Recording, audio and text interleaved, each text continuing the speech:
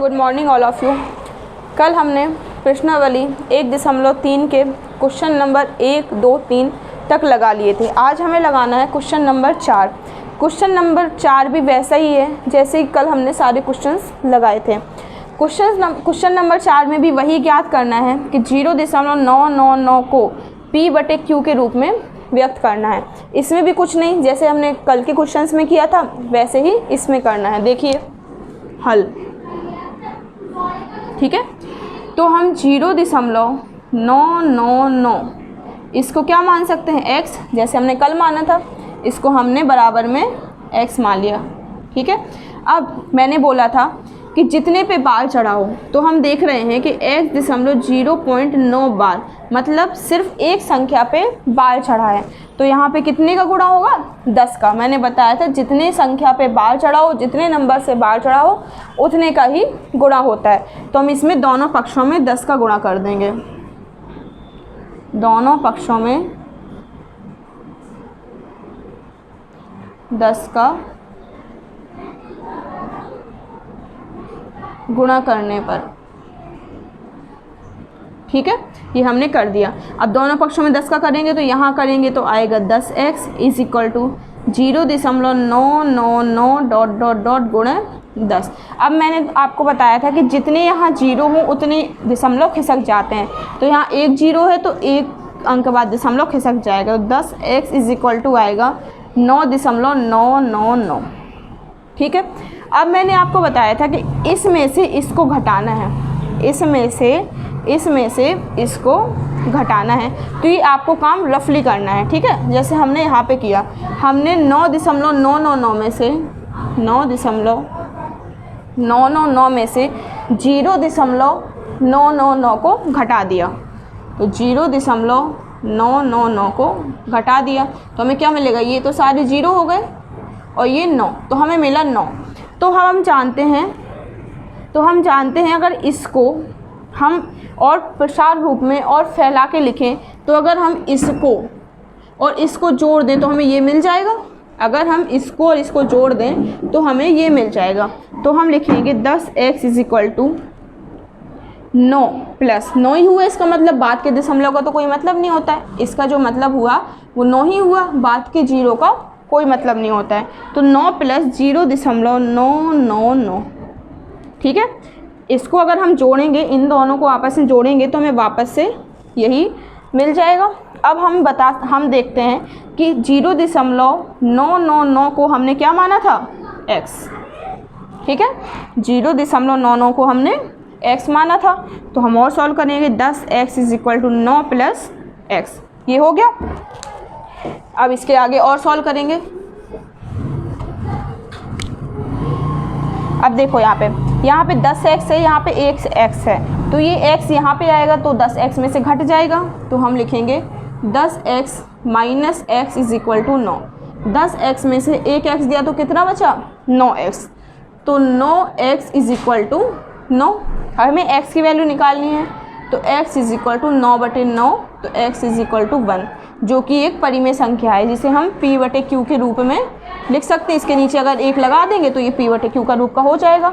तो हमारा 0.999 को हमने 1 के रूप में लिखा, मतलब 0.99 को अगर हम परिमेय संख्या के रूप में लिखें तो वो आंसर 1 होगा, ठीक है। ये हुआ इसका आंसर। अब हम करते हैं नेक्स्ट क्वेश्चन। समझ आ गया आप लोगों को, देख लीजिए एक बार। अब हम आगे बढ़ते हैं।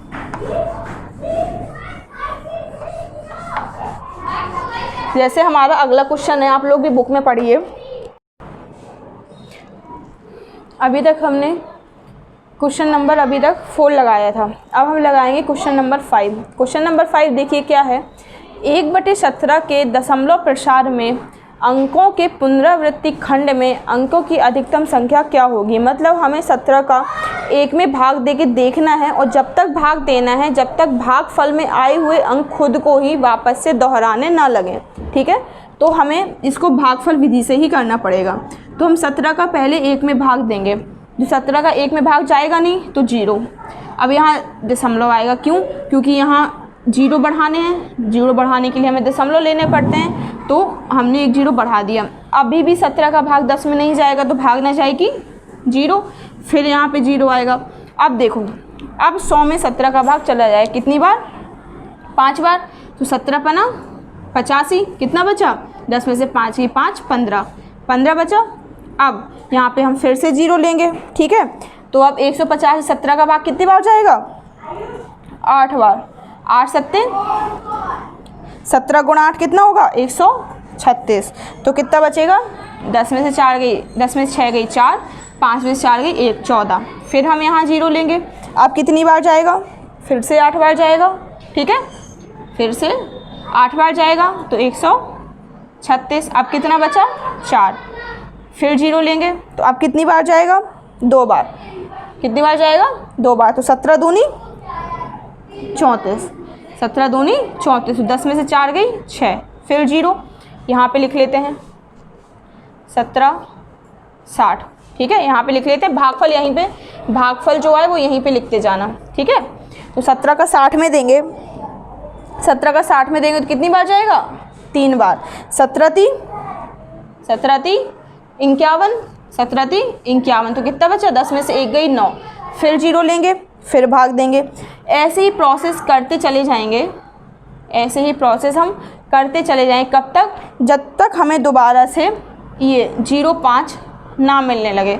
जब तक हम करते चले जाएंगे जब तक हमें 0 और 5 ना मिलने लगे। तो ये भाग जाएगा 2 3 5 2 9 4 1 1 7 6 4 7, ये भाग ऐसे जाएगा। अब देखो लास्ट में तुम्हारा, फिर से लास्ट में तुम्हारा क्या शेष बच जाएगा, जब तुम 7 तक भाग दे लोगे। देखो हम ऐसे ही भाग देते चले जाएंगे, ठीक है, जैसे हम भाग दे रहे हैं ऐसे ही हम अभी और भाग देंगे, इसमें और लंबा भाग देते चले जाएंगे। कहाँ तक देना है हमें, इतना लंबा भाग देना है हमें। अब हमें पता कैसे चलेगा हमें कहाँ तक भाग देना है, जब तुम भाग देते चले जाओगे और लास्ट में कहीं ना कहीं हमें वापस से एक शेषफल मिल जाएगा।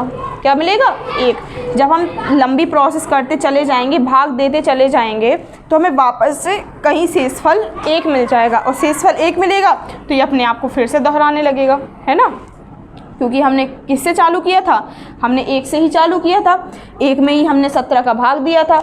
अगर हम इतनी लंबी प्रोसेस करते चले जाएंगे तो हमें वापस से शेषफल 1 मिल जाएगा और वापस से हमें यही सारी संख्याएं मिलने लगेंगी। तो इसका मतलब है कि इसका हमने पूछा था 1/17 के दशमलव प्रसार में अंकों के पुनरावृत्ति खंड में अंकों की अधिकतम संख्या क्या होगी। तो आप गिन लीजिए, 1 2 3 4 5 6 7 8 9 10 11 12 13 14 15 16, कितनी आई, 16। मतलब अगर हम 16 बार भाग देंगे और 17वें बार भाग देने पर दोबारा से ये अपने आप को दोहराने लगेंगे। तो आंसर इसका लिखा जाएगा 1/17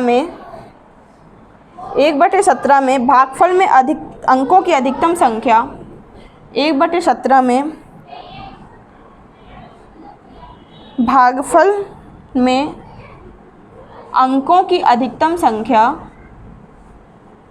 अंकों की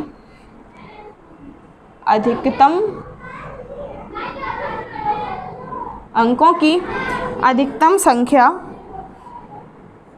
16 है, ठीक है।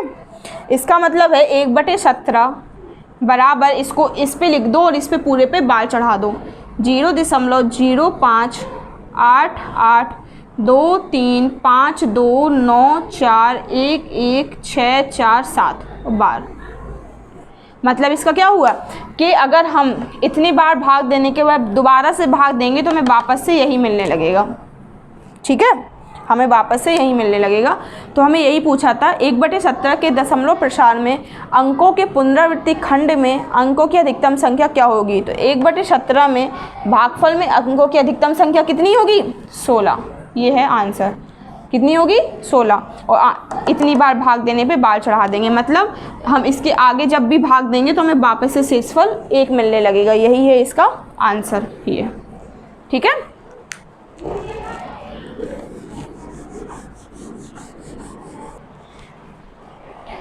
अभी तक हमने क्वेश्चन नंबर 5 लगाया था, ठीक है। अब हम देखेंगे क्वेश्चन नंबर 6। क्वेश्चन नंबर 6 में पूछा है ऐसी 3 संख्याएं लिखिए जिनके दशमलव प्रसार अनवाशी अनावर्ती हों। अनवासी अनावर्ती हो, इसका मतलब क्या है, उनके दशमलव प्रसार अशांत हो। अशांत किसके होते हैं दशमलव प्रसार? अपरिमेय संख्याओं के, जिसका पूरा पूरा भाग नहीं जाता है। तो हमें ऐसी 3 संख्याएं लिखनी है, ठीक है। तो हम हल में लिखेंगे कि हम जानते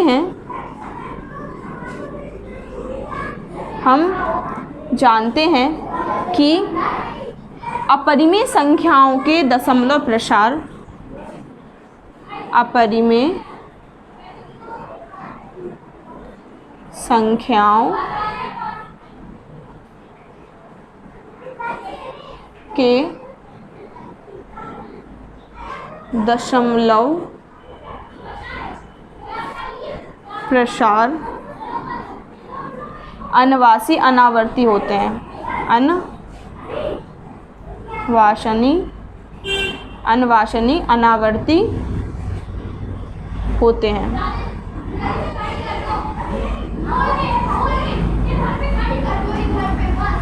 ठीक है, क्या लिखना है? हम जानते हैं कि अपरिमेय संख्याओं के दशमलव प्रसार, अपरिमेय संख्याओं के दशमलव प्रसार अनवासानी अनावर्ती होते हैं। तो मैं ऐसी कोई सी भी 3 अपरिमेय संख्या बता देनी है।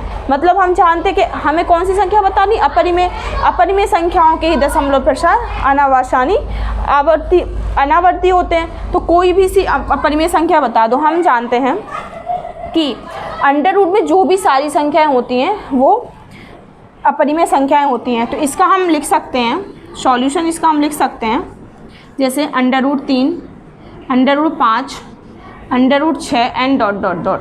लेकिन हमें पूछी सिर्फ कितनी है? 3। तो हम इसको डॉट डॉट डॉट को हटा देंगे। 1 2 3। हम जानते हैं कि जितनी भी अंडर रूट वाली संख्याएं होती हैं वो कौन सी होती हैं?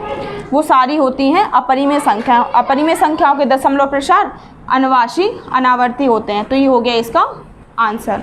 अब यहीं तक हम करते हैं, बाकी हम कल देखेंगे। जहाँ भी आपको प्रॉब्लम हो तो कमेंट करिए, मैं आपको उसका सॉल्यूशन सेंड करूँगी। बाकी लाइक करिए, शेयर करिए और सब्सक्राइब करिए। Thank you.